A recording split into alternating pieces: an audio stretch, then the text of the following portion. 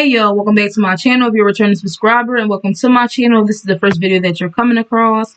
I hope you enjoy it and I hope you take something away from this video.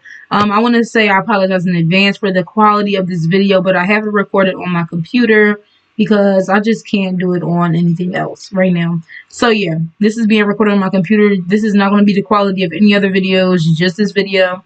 So let's get right into it. I do want to show you guys my budgeting template.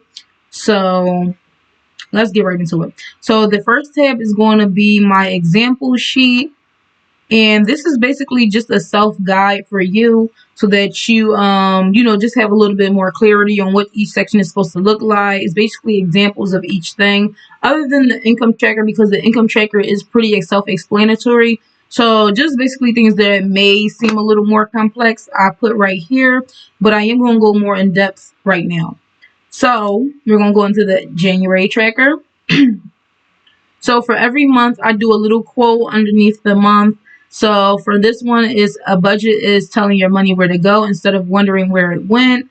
Just a little, boost your spirits up for, the month. A little bit of motivation. So I did fill this out prior to, just to help this process go a little faster so that I'm not holding you guys too long. So usually for me, so for this being January, I would have done this budget in December, well, late December. So you can kind of just go based off of what you made in December. And it's like, okay, so I expect to make $3,000 on my first paycheck. Now I expect to make $2,000 on my second paycheck. Your expense summary section is more so your variable expenses. So I put like gas, because gas can fluctuate depending on where you go, where you shop for it. You may go out of town and it may be cheaper out there, or maybe it's more expensive. So I put gas and variable expenses, basically things that can fluctuate greatly. I put in there savings, anything from emergency fund to you saving for your future home, for pet insurance, whatever you want to long-term save for, or short-term, you can put in there, car fund, everything. So for your bills, those are more so, the bills that are going to come out, and how much it is, or it's like a little bit of a difference, but not greatly. So I put, my phone bill, because that's usually the same thing every month, rent.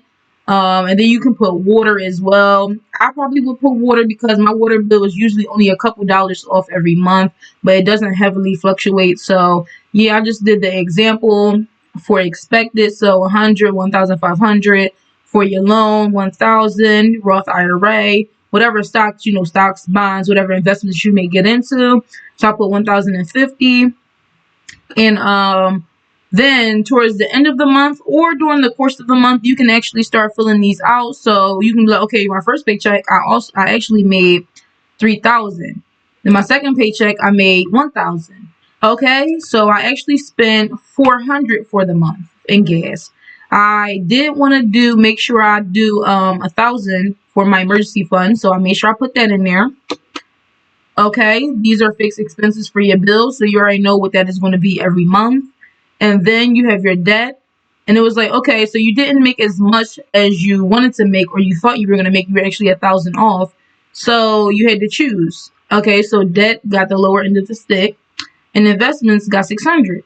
So the month at a glance is really just you seeing where your money went and how you can budget for February. And it's like, okay, you can say, I may have shot too high on how much I thought I was going to get income wise, because my actual income was lower than my expected income.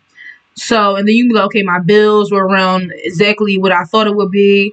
I spent a little more in expenses than I thought I would. My savings, were spot on. Investments, I didn't invest as much as I wanted to. I didn't put as much to debt as I wanted to. But it all comes down to, your income as well, too. So for your expense tracker, this is just more like a meticulous version of your expense summary. So over here, you might just generally put food. I don't know why I can't type today, y'all. But you might just put food, and then in this section, you might put like, 300 or something like that. But you might be like, why did I spend 300 on food? Like takeout. How did I spend 300 on takeout? So this is just a more, meticulous way to really track your expenses. So you may do that. Okay, on the 15th of January, I spent in my food section at Chick-fil-A. So I spent $869 there. And then, oh yeah, I forgot, on the 20th, I got a pair of glasses in the mall. So, you may do a miscellaneous section, glasses, and then 20. And then down here, it will just show you how much you spent, just so that you can see where exactly your money is going, because you may put 200 inside of the expense summary, but now you're like, wait, where is this 20? Where did that go though? Like, where did that money go? So let's go ahead on to the next section, which is going to be the savings tracker. So for the savings tracker, you can go ahead and change this section. So I changed it to emergency fund, and then I just made the goal $1,000. Your expected section does not change anything at all. This is really just you planning out how much you want to spend each month to get to your goal. So I just did 100 each month, and you should make the goal before the end of October or by the end of October. And then for your actual, like, you may have budgeted 100, but you're like, okay, well, I have $121 this month. So you put that towards that, and then you have 150, 300, 200, 200. And then it's like, okay, you're 97% there. And then at the end, it also shows your total actual save, so $971. So now you know how much you have to spend for June. I just wanted to make sure I kept that clear so that you can see the tracker right here. So it's showing is 97% completed, and then you have $971. Now we're going to go ahead on to the debt tracker. So for the debt tracker, you want to go ahead and list out all your debts, credit card debt, student loan debt, any debts that you may have. So right here, I just did a little example. So I did loan, and then I did the credit card debt. I actually do have a interest rate calculator, but I can show you guys that in a different video. But the interest rate right here doesn't really make a difference. It's basically just you seeing, because some people do like to get rid of debt depending on the interest rate. So you may want to target the debt with the highest interest rate first, so you can see it here which one has the highest interest rate. So your credit card has a 24.6, and then your loan is 5.8. So you might want to get rid of your credit card first. So the loan, I made it $20,000, and then the credit card, you have $2,000. So your balance would be $22,000. Now, me personally, I go based off of the principal. So unless your interest is way too high, so I go based off of the principal. Yes. So for the loan for January, I'm trying to get my words together, y'all. Let me take a little water break because my mouth is getting dry. But yeah, for January, you can say, okay, you spent 500 on loan A. We're going to just call this loan A. And then you sent 1,000 to your credit card. So the reason why you don't see 500 up here is because $50 of it, I'm going to get rid of that really fast, but $50 of it went to your interest. So you can go ahead and put 50 right here, and then it'll show how much you pay altogether for the month. So to your principal, you pay 1,450, but altogether you pay 1,500. And then we're going to go over here. This will show your left to pay. So you have 19,550 left. And then for your credit card, you have 1,000 left. And then it'll show, okay, right here, 20,550. And right here, this will show how much you paid so far in the year. So far for the year, you pay 1,450 to your principal, again to your interest 50, and then altogether 1,500. So as you go in the months, it'll accumulate and it'll show you how much you spent in each section, how much you spent in interest for the year, and etc., etc. So for your next one, we're going to talk about the net worth.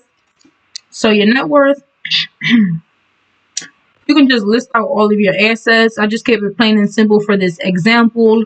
So I did savings and then investments, and then I also did January and February just so I can show you guys a little something at the bottom.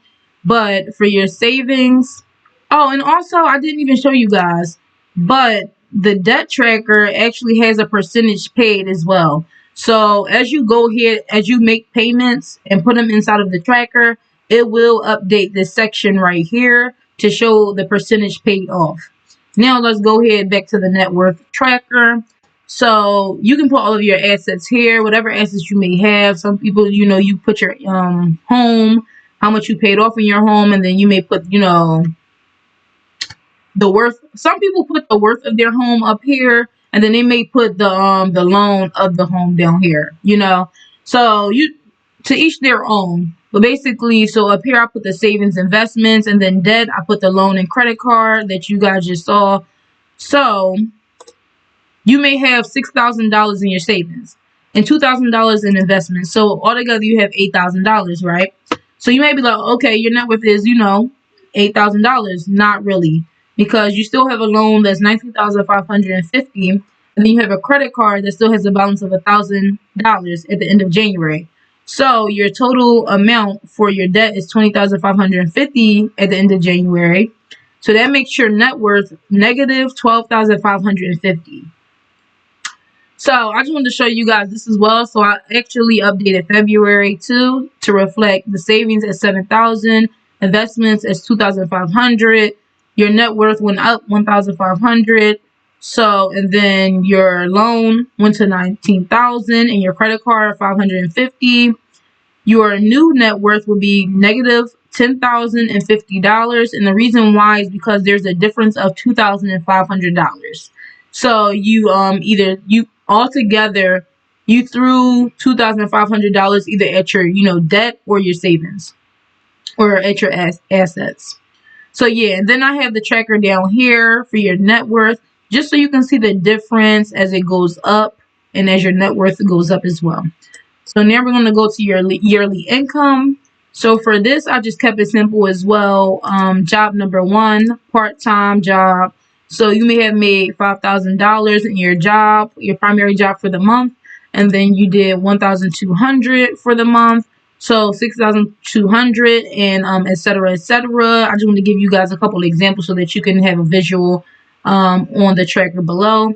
So this shows the fluctuation of your income as well. Just a visual representation. Now, lastly is the year at a glance page. Now, this page automatically updates. You do not have to touch this. You actually can't touch this. You can't move it, can't change it.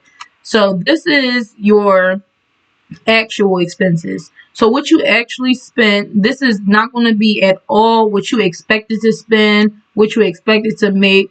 This is going to be your actual spending and actual income. So for January, you actually made $4,000. $1,600 went towards bills. $400 went towards expenses. $1,000 went towards savings. $600 went towards investments, and $400 went towards debt. So I really like this year at a glance page because as your months go on, you can kind of see the difference between each month. It's like, okay, so what can I work on there too? So this is another way just to look at every section to see what you need to work on as well. So I hope you guys, enjoyed this little video of me showing this tracker. I know I sometimes ramble, so I hope I wasn't talking too fast or, going over my words a little bit. But stay tuned for the next video. I can't wait to see y'all there. I can't wait to see y'all there, y'all. I'll see y'all in the next one. Bye, y'all.